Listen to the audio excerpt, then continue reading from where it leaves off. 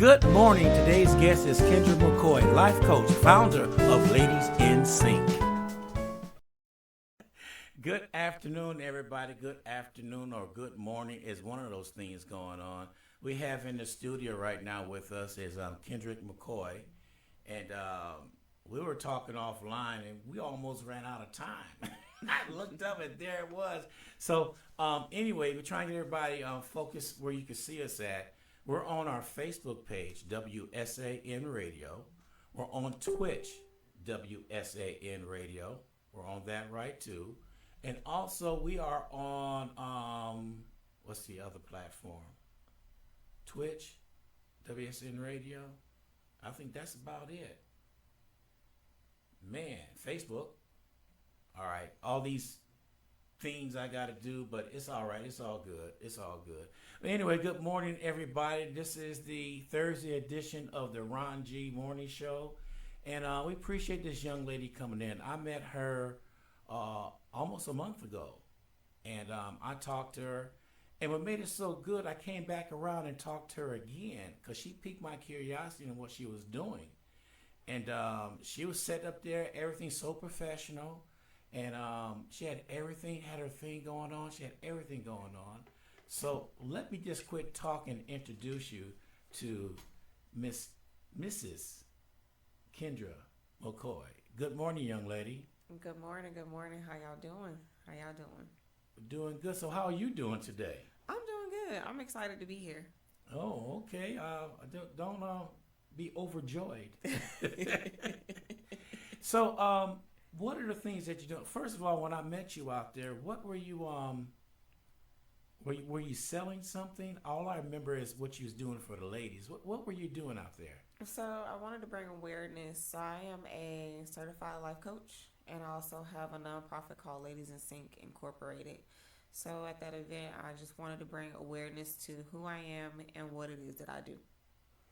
So tell us about Ladies in Sync. So, Ladies in Sync is a nonprofit organization that I created with a lot of push from my husband and my friends. I wanted to create a safe place for all women, no matter race, sexuality, any of those things, just a place where we all could come together because I feel as women, we don't stand together enough. So that was how Ladies in Sync came about. So right now what we do is I hold weekly meetings.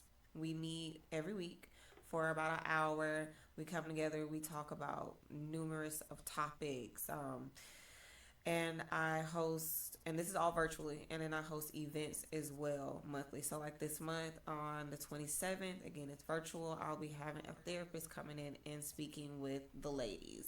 Oh, so this is a weekly deal that you do. Yes. So what are some of the things that y'all discuss with the ladies in there? Is it some of the things that they're afraid to talk about? But don't tell me everything. I know this is private, but just to give a what exactly do you do in these meetings? Any of the subjects you bring up, the discussions? Absolutely.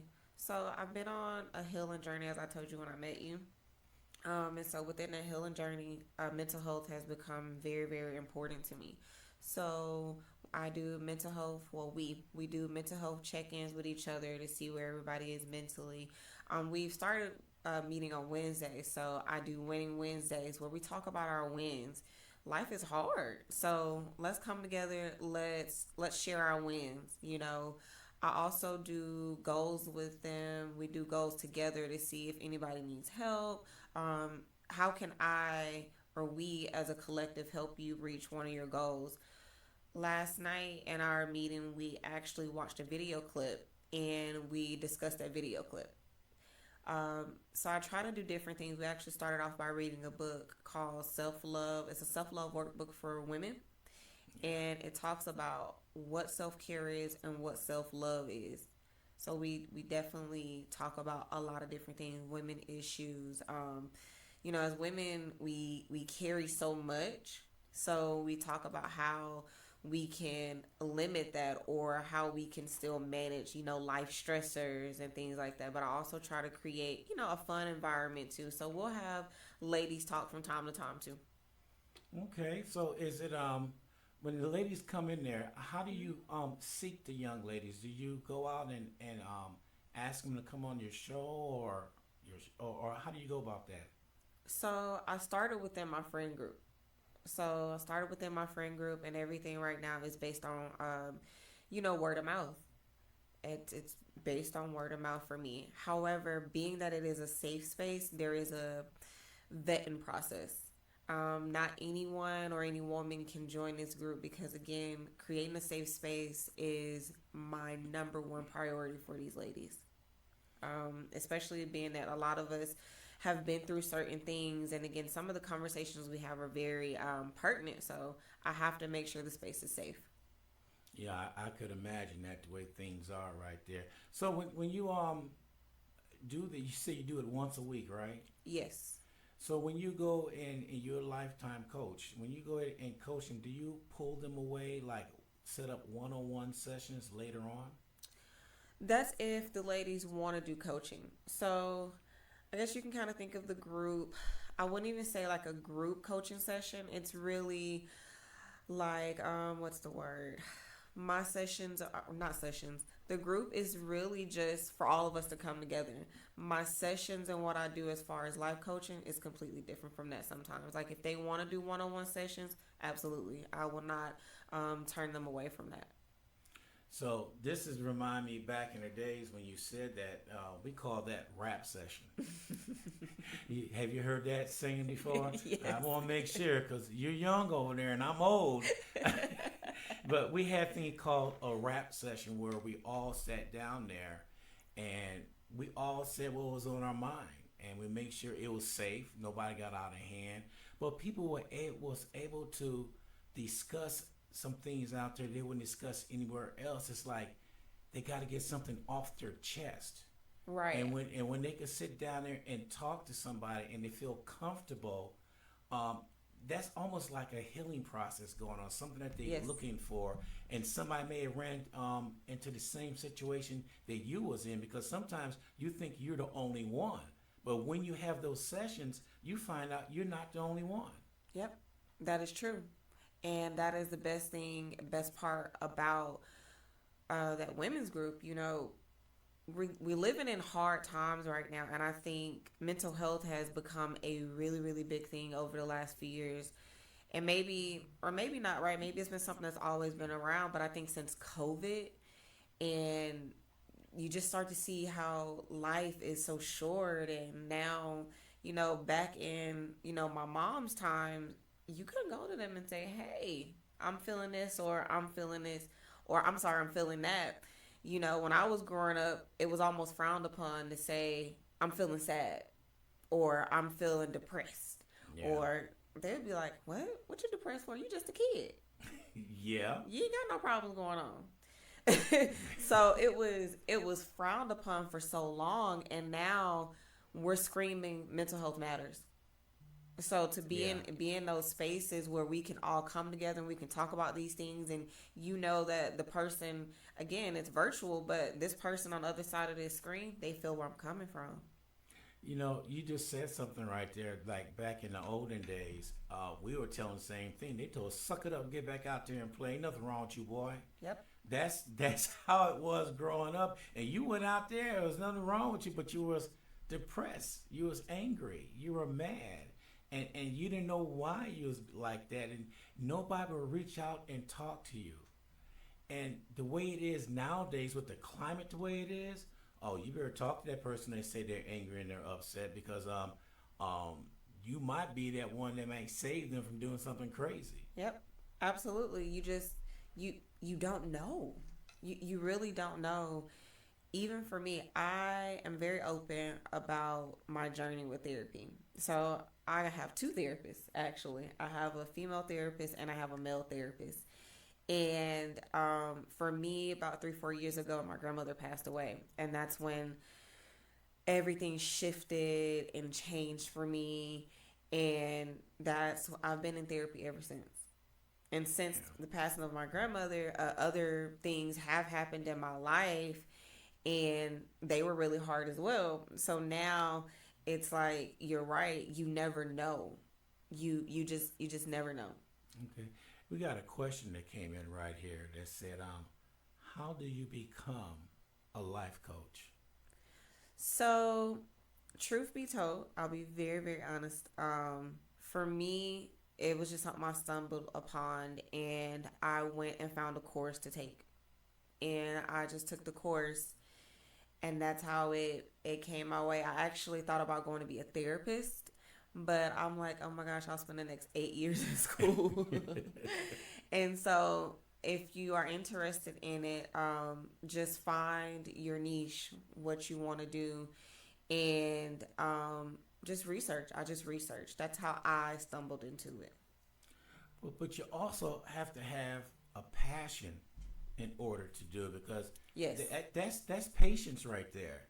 You just can't jump and say, "Oh, I don't want to talk to you today." No, you got to sit down there and listen to that person Yes. and almost hate to say, but almost analyze them and find out what makes them tick. Yes. I hate saying it like that, but when that happens, and once you sit there and talk to somebody, just like for instance, I was somewhere working and they came and got me because this irate customer came in there.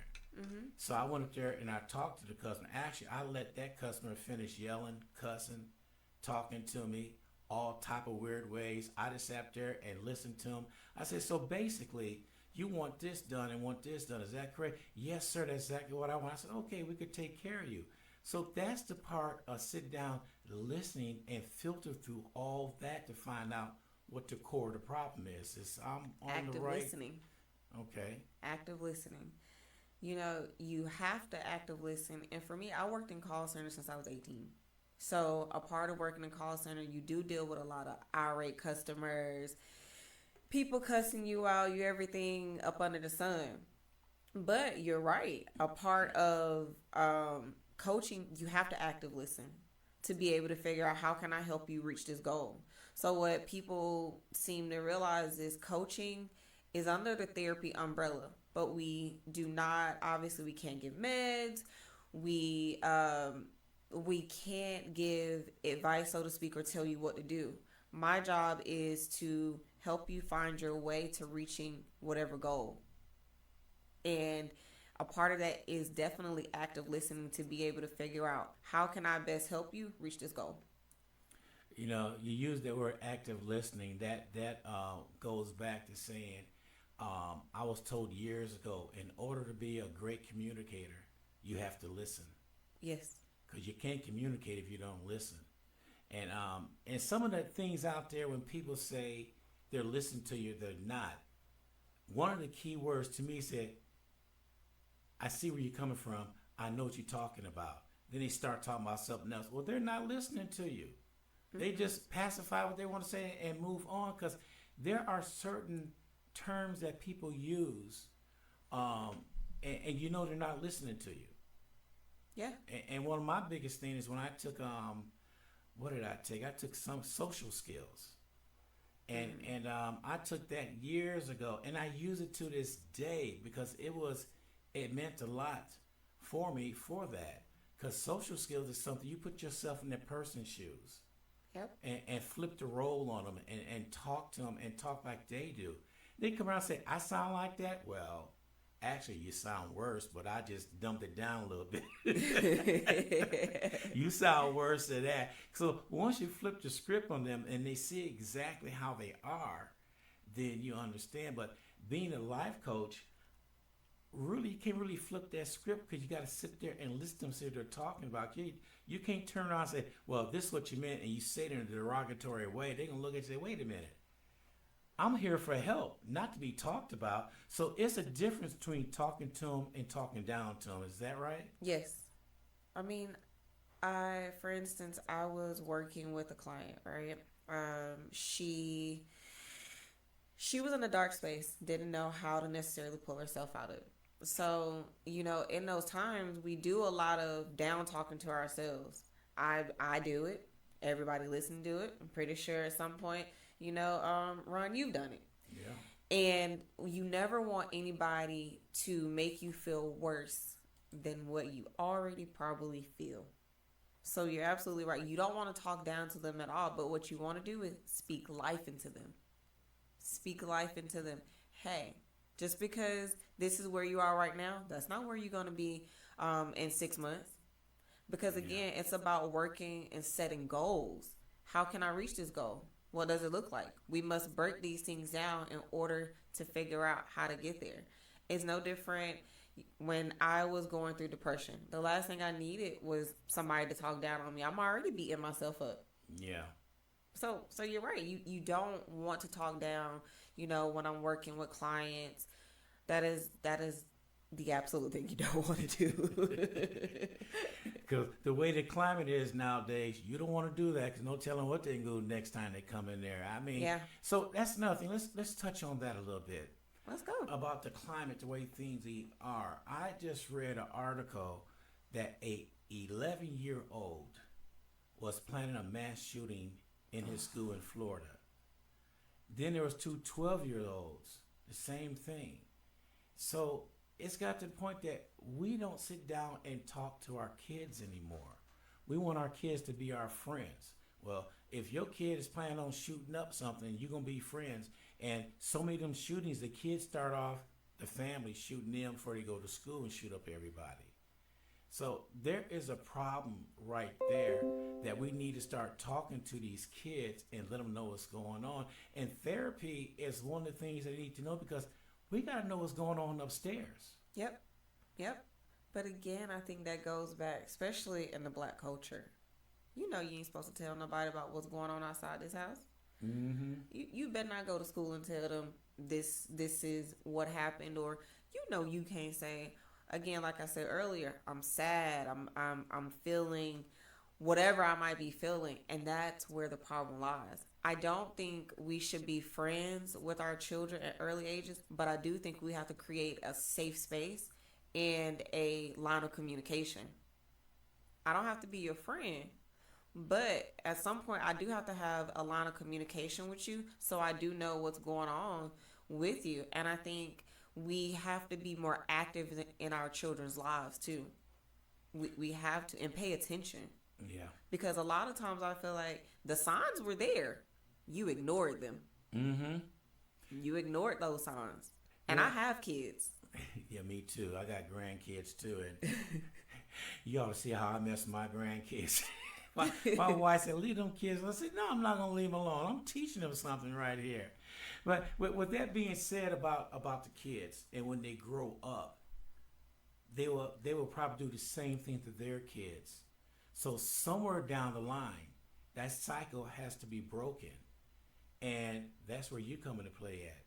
When you get the young people coming and talking, and you see what they went through, and 9 times out of 10, they're gonna do their kids the same way because that's how they were brought up.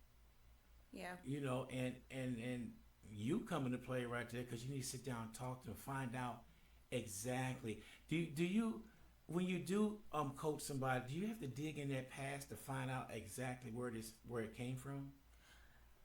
So it gets a little tricky sometimes because I'm not a therapist.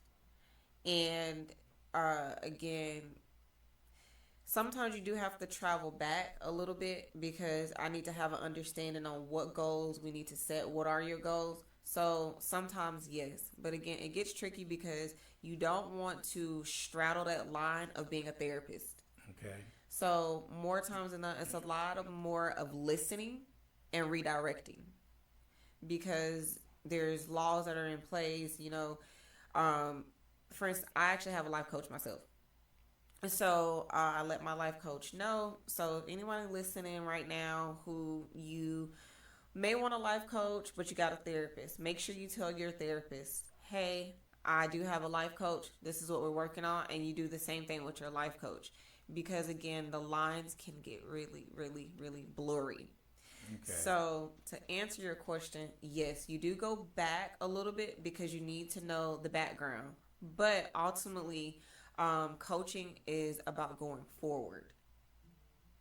Okay. Well, you're right about that. And what about breaking that cycle? When that cycle is there, they think that's the only thing that they could do. So how do you tell people there's more that you could do than what you're doing right now? What do you like doing? For instance, I find some people, what do you like doing? I always ask people, what is your hobby? Mm-hmm. Yep. Well, my hobby is this. I said, you know, you can make money off that hobby and start your own business. Sort of enlighten them and let them, give them something positive they could think about. And a lot of people don't realize their hobby could be a business because they still want to do a hobby, but they're Yep. doing things free for people, Yep. which is fine.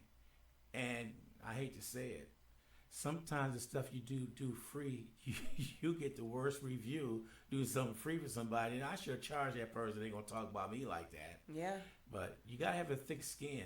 So, with that being said, having a hobby and moving on, you want to uplift that person, Yes. saying that they could do it. Yes. It's funny you say that though, because I was working with a client, and like I said, that's where I was going. She was in a dark space, and so we started talking about, okay, what are some things that you like to do? So she's like, hey, I want to do a coloring book.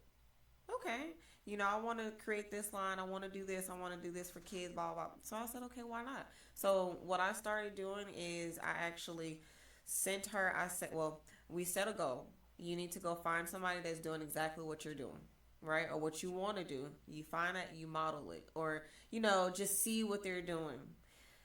Guess what, Ron? What's that? Right now to this day, she has created, I think it's about 15 digital products. Wow. 15 digital products. And I bet she's a much happier person.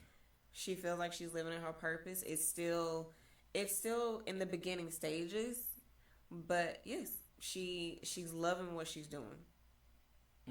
She's loving it. I'm telling you, see something like that, and we need that. We need that positive reinforcement and encouragement, because people get confused thinking positive reinforcement is only for kids, Right. but it's not. It's for everybody. Wants to know if they're doing something good. If they come up and ask you something, say, "Well, do this and do that and try this." Like when I was a manager at the cable places I worked at, I would sit there and talk to them. They feel so depressed on what they're doing, they can't do the job. And so without me telling them, well, you do it like this, I said, you know what? Why don't you try doing it like this and see what happens? Just try it a different way and see if that makes a difference. Mm-hmm. Or do it like this, just try it. Just let just from being out here in the field all the time, just try it. Not going to say, look here, you did it wrong again. When are you gonna ever learn? When you start saying that shuts them down. They don't want to hear anything else anymore. Or they're on the attack side of it. Because now I want to attack. Because who you talk to? Who you talk to? It's a lot of the time it is about how you say things to people. I think messages get received differently if it's said differently. Taking that same situation that you just given,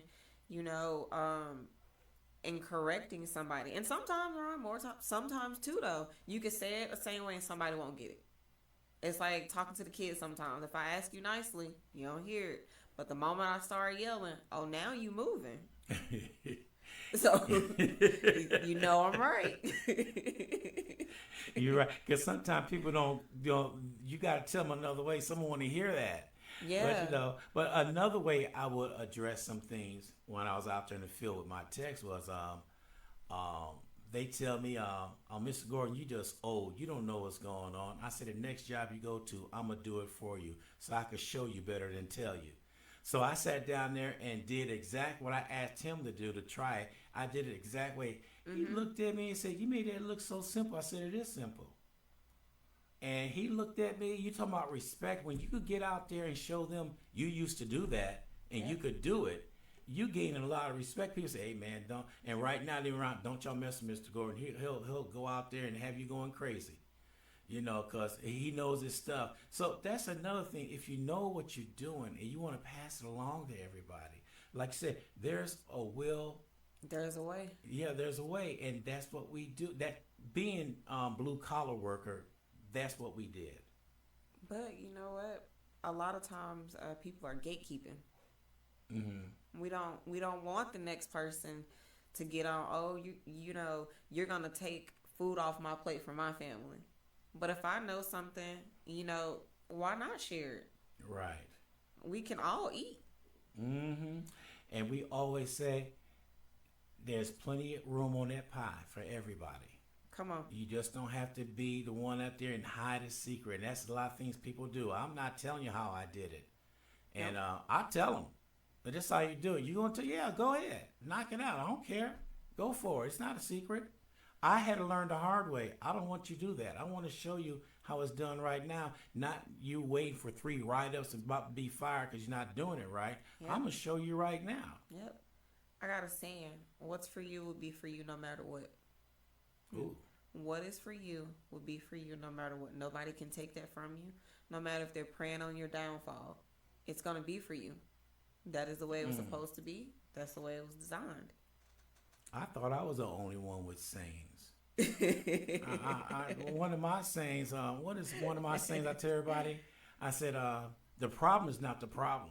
The problem is your attitude about the problem. Now, that's one of my sayings right there. And I always say years wandering is years gathering experience. And all experience not good experience. If not, you put that aside. When it's good, you keep in your database knowing this is what I'm going to do. Yep. It's just like me. I know a little bit of something about everything.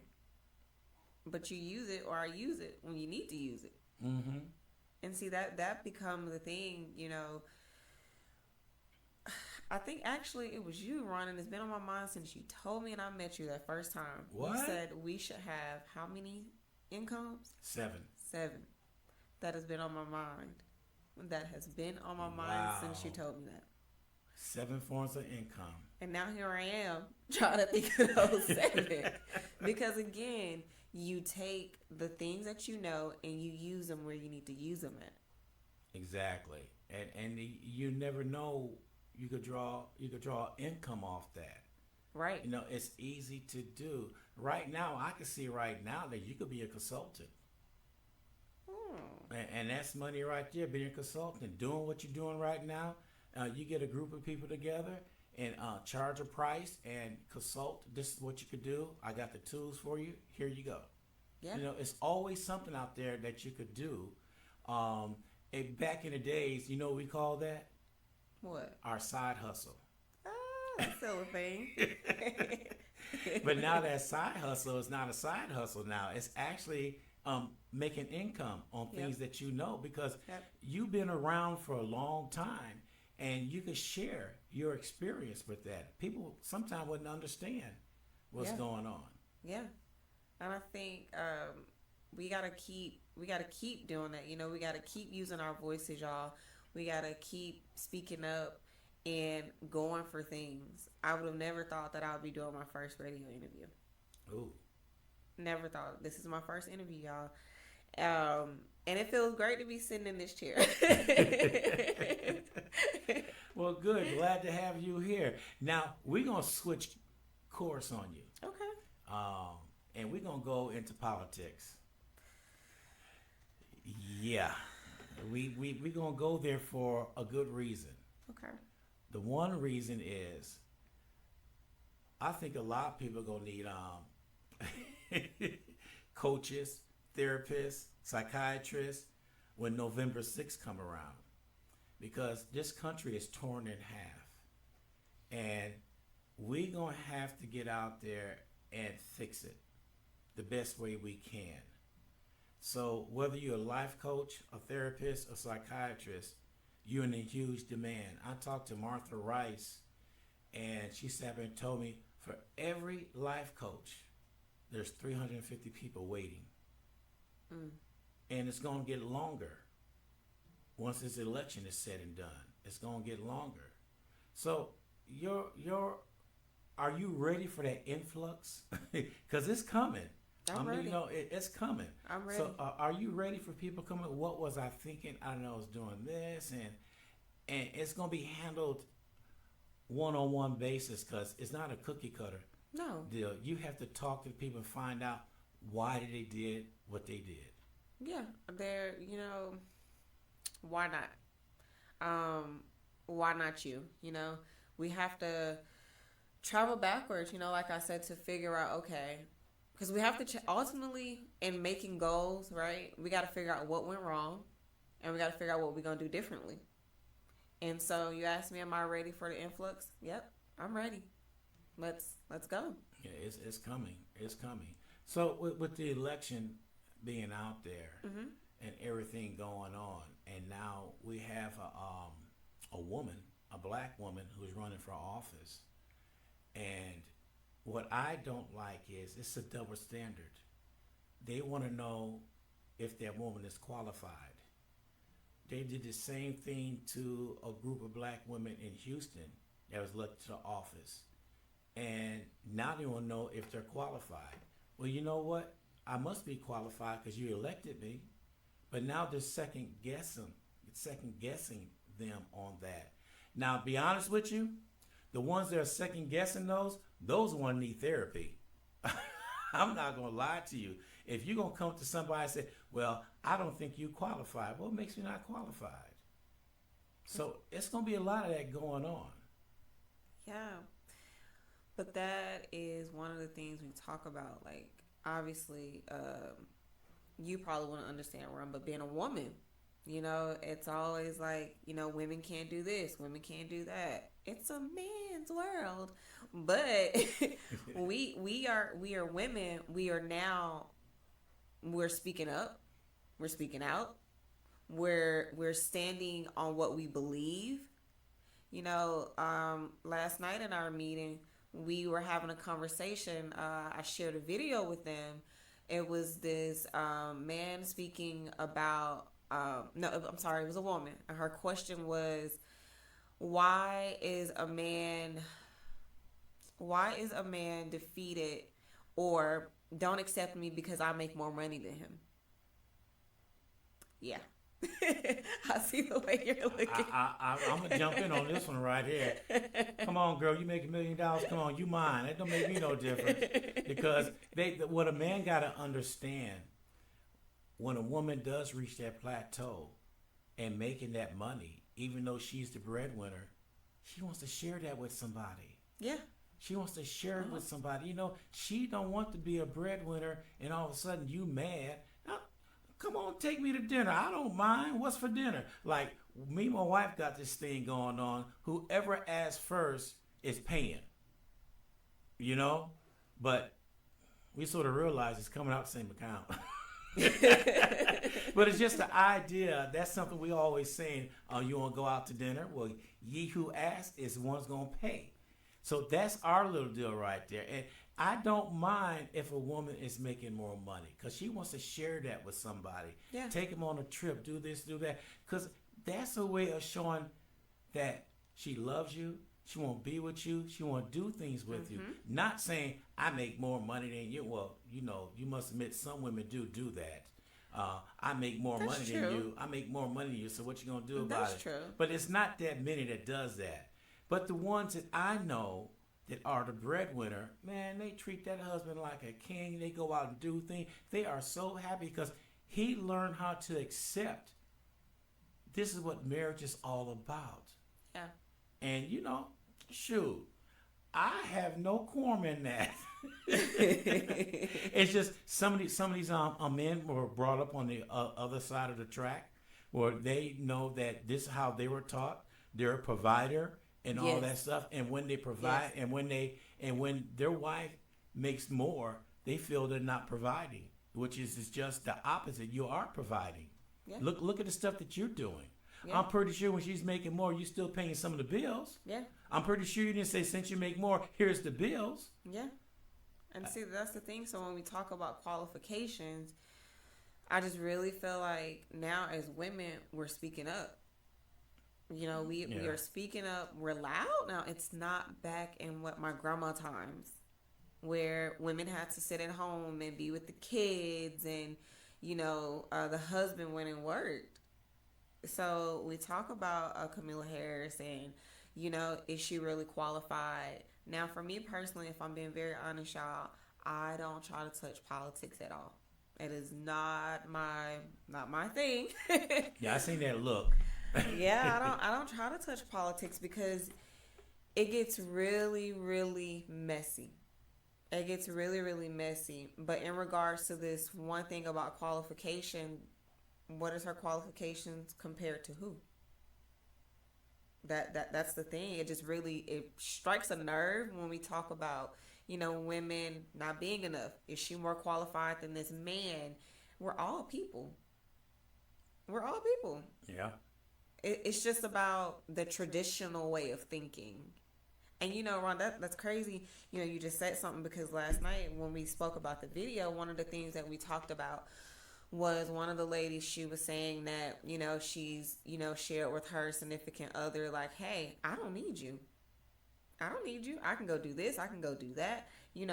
So I'm not gonna lie. I'm not gonna lie. I've had that mentality too. But what I had to realize is at some point we need somebody. Yeah. Or we want somebody. So we have to change our way of thinking as well too. What is traditional or was traditional is no longer traditional. I want to work. I want to bring in money just like my husband does. That's just what I want. I don't want to sit home and take care of the kids and have dinner ready. No. Why can't I do both? Yeah. Or why can't the roles be flipped? Hey, he works, I work, we meet in the middle. But for me, again, that is non-traditional. And traditional and non-traditional can be defined differently too. Yeah, true that. When you talk about that, here I go. I know my wife gonna beat me up for saying this, but when I was working, she was working. We always say the first one home cooks dinner. Now it's just us. The kids are gone and graduate. They're out the house, and so some days I would sit around at the office till she got home first, and I still gotta cook. So you're right. Let me switch gears on you again. Let's go. I am so tired of people saying that's just an angry black woman. Y'all can't even raise y'all voice without people labeling you that. So it's not the problem of being angry. It's the problem is you taking advantage of us on what we bring into the workforce. And then when we decide to go against you or say something to you, you won't expect us to say anything.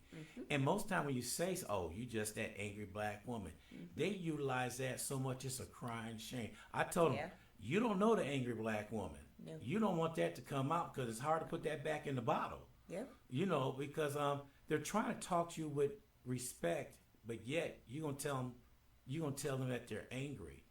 And then when they do get angry, see what I'm talking about? Because you done messed around and pissed that sister off. Yep. That's what you done did. Yep. And now you're on running hide around HR and don't tell the truth. So that point right there. So you being that black woman over there on the side of me, don't get mad at me. But it is, I don't like it when they use that.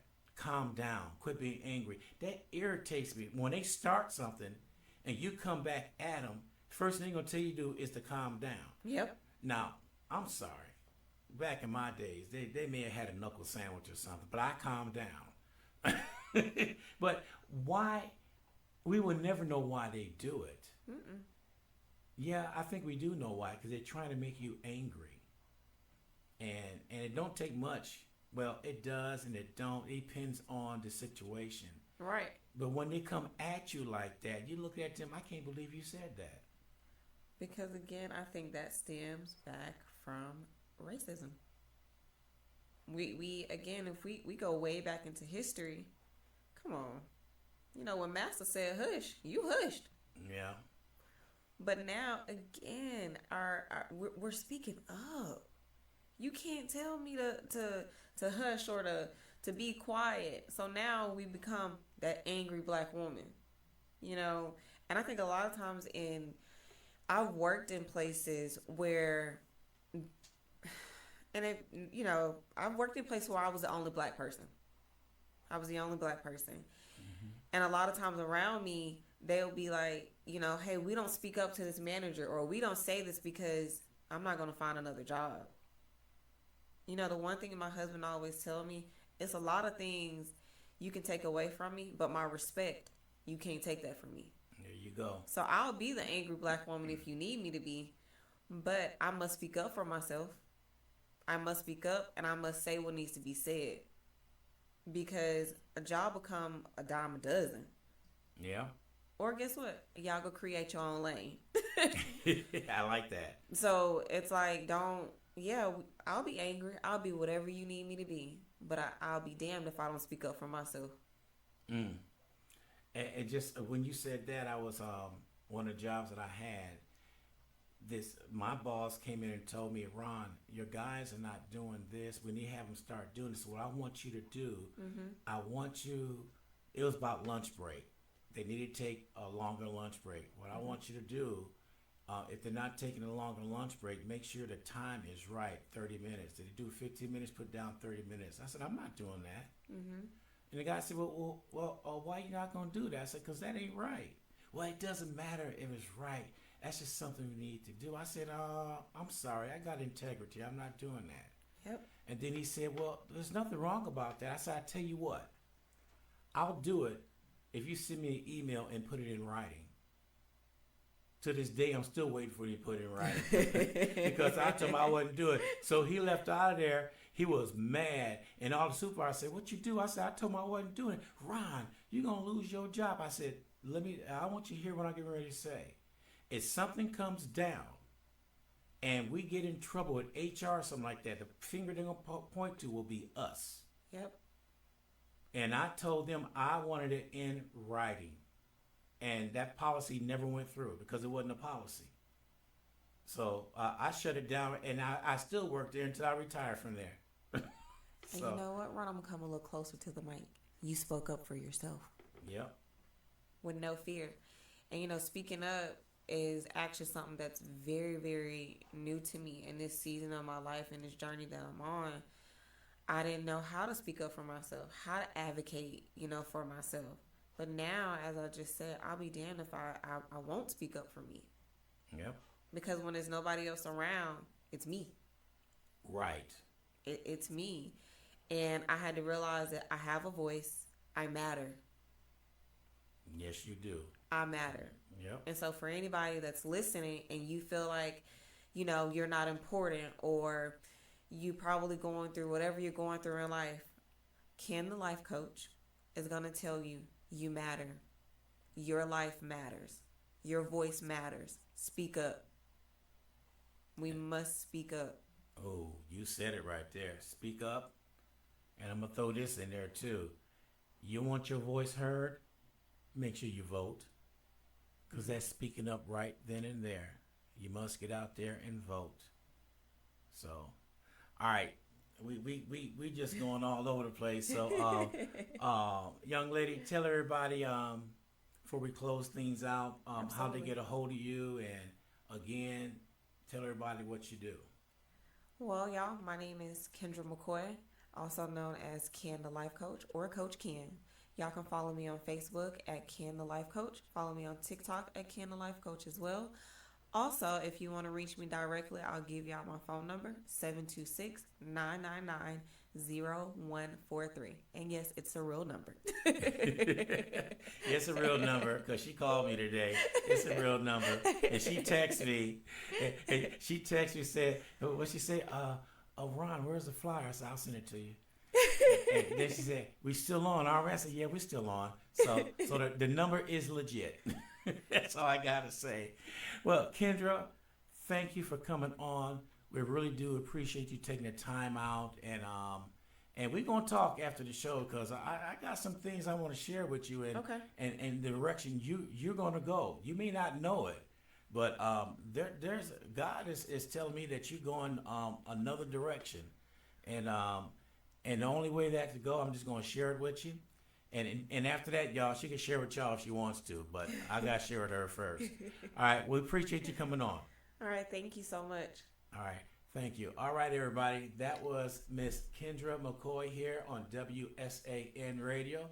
Thank you for tuning in to WSAN Radio. Catch us on our YouTube channel, WSAN Radio SA. Subscribe to our channel and hit that notification button.